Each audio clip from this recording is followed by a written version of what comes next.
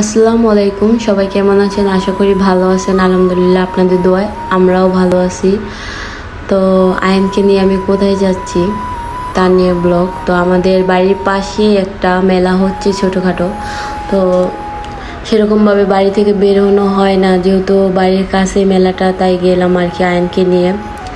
আর এদিকে প্রচুর গরম, কি বলবো, গরমের কথা বলে আর শেষ করার নেই।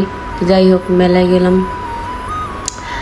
তো মেলার সামনে ঢুকতে দেখলাম কিছু ঘর সাজানোর জিনিস, মানে ঘরে যা যা লাগে রান্না বাড়া করতে, ওইগুলো বিক্রি করতেছে।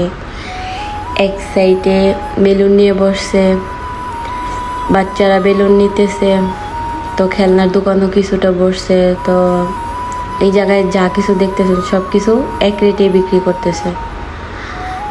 তো আমি অনেকক্ষণ দাঁড়িয়ে দেখলাম, দেখার পর আমার যা যা প্রয়োজন আমি এখান থেকে নিলাম।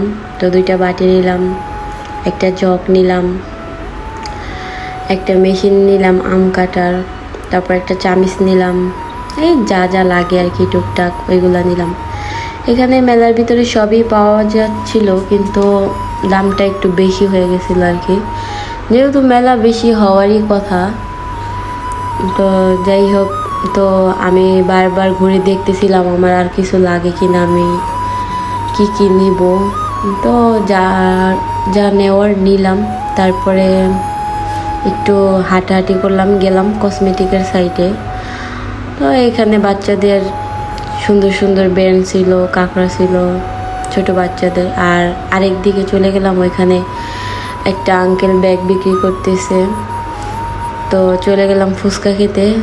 তো এখানে গিয়ে ফুচকা খাচ্ছিলাম। তো আয়ন কান্নাকাটি করে দেখে আমার বড়াপুর কাছে ওকে দিয়ে দিলাম।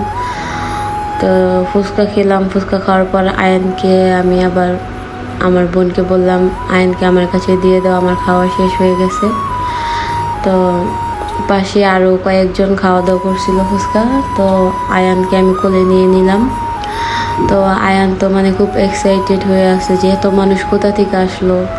ও বারবার শুধু তাকায় তাকায় দেখতেছে যে চারিদিকে কি হইতেছে, এত শব্দ কিসের। তো যাই হোক, তো আয়নকে নিয়ে বাড়ির দিকে রওনা হলাম। তো চলে গেলাম বাড়িতে। তো ভালো থাকবেন সবাই।